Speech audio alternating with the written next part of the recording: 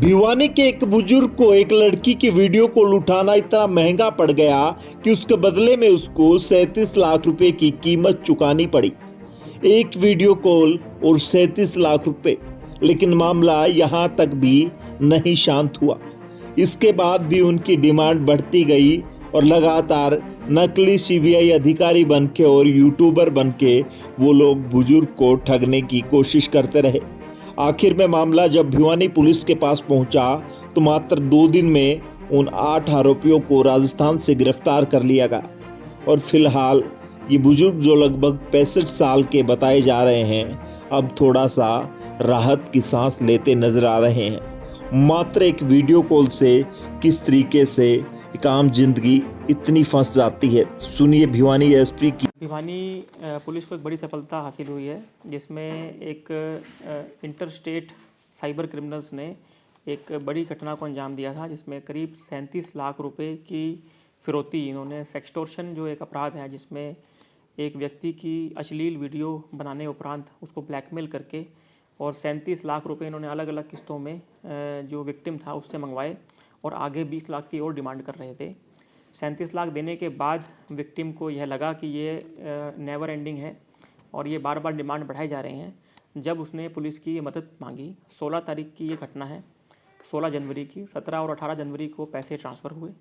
19 जनवरी को कंप्लेनेंट जो है वो पुलिस के पास आया। मामले की गंभीरता को देखते हुए तुरंत प्रभाव से पुलिस ने इसके अंदर FIR दर्ज की और हमारी टीमें तुरंत रवाना हो गई। हमारे पास जो भी तकनीकी एवं ह्यूमन इंटेलिजेंस थी उसका हमने यूज़ करते हुए जगह जगह हमने कई ठिकानों पर रेड करी। मुख्यतः भरतपुर एवं डीग डिस्ट्रिक्ट के अंदर इनकी लोकेशंस आ रही थी और उन रेड्स का लोकल पुलिस की सहायता से हमारी टीम को एक बहुत अच्छी कामयाबी मिली जिसमें कुल 8 अपराधियों की हम धरपकड़ कर सके। ये अपराधी जिस समय इनकी जिस समय इनकी धरपकड़ की गई थी उस वक्त भी ये साइबर अपराध में कारित थे, साइबर अपराध में संलिप्त थे और अपने अपने एक गैंग के रूप में काम करते हुए इस अपराध को कारित कर रहे थे।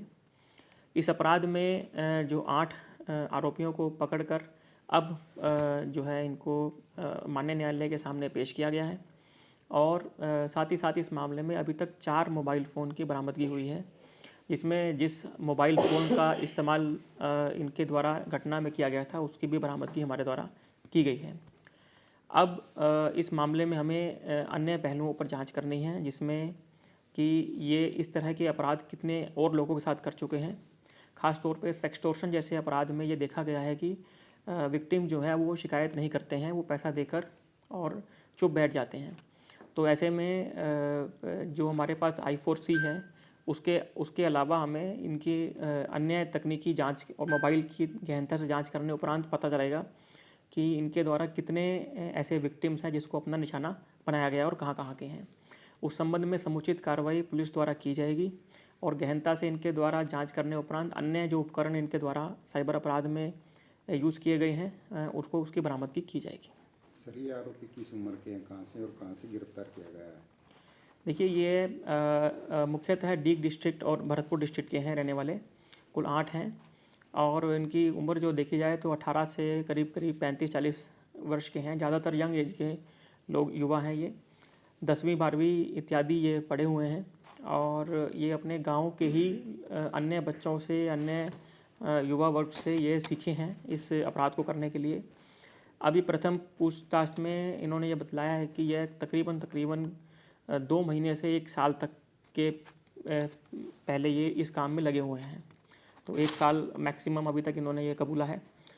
सो इस संबंध में पूरी जांच, ये सब जांच का विषय है। ये इनके ऊपर और कितने अपराध और इस पे दर्ज हुए हैं और कब से ये इस काम को कर रहे हैं इन सबको, क्योंकि अपराधी जो है वो पूरी बात एक बारी में अपनी डिस्क्लोज़ नहीं करता है, उसको अन्य पहलुओं से जांच करके क्रॉस वेरीफाई करके ही हम इसकी पुष्टि कर सकते हैं।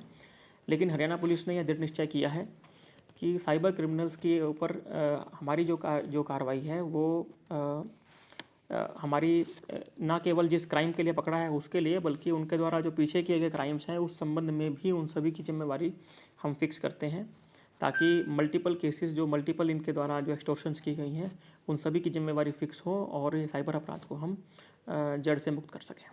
जो अभी फिलहाल इस प्रकार का अपराध हुआ है उसको किस प्रकार से उन लोगों ने निशाना बनाया था?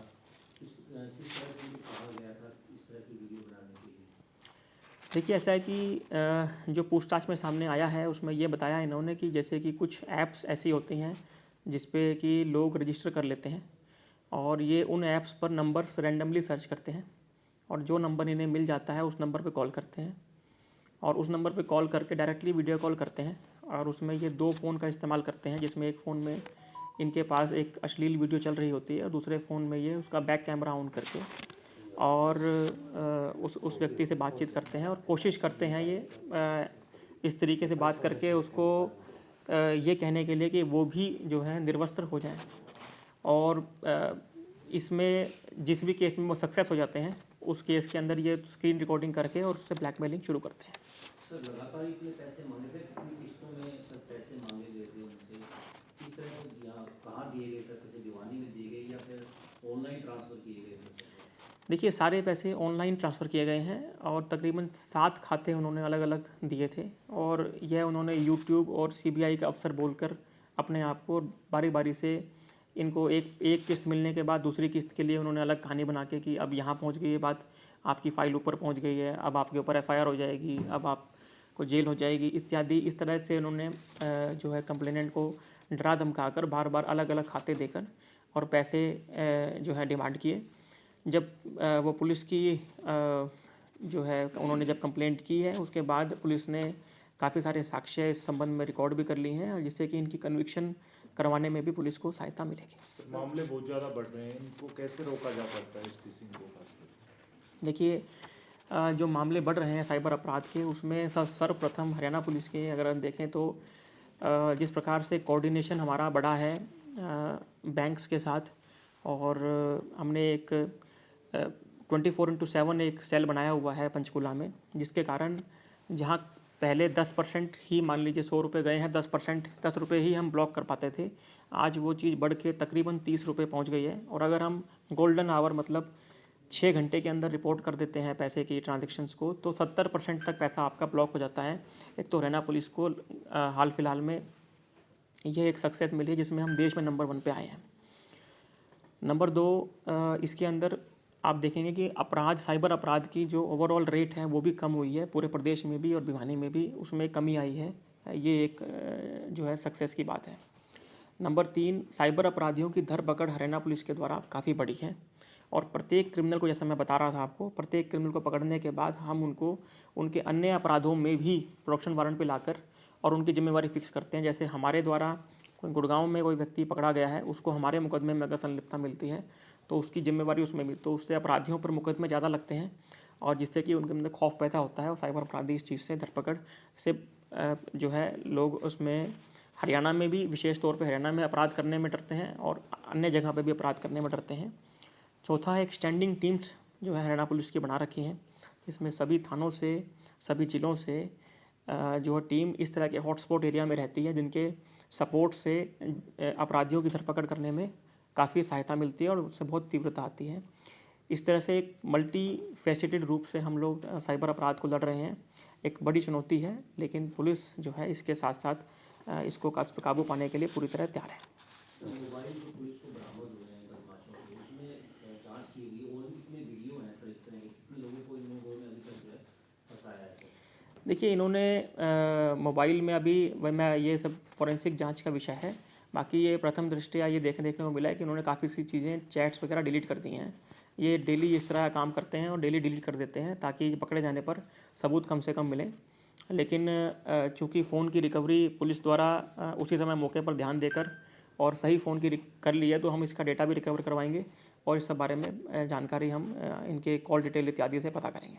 कोई अमाउंट की रिकवर हुई सर?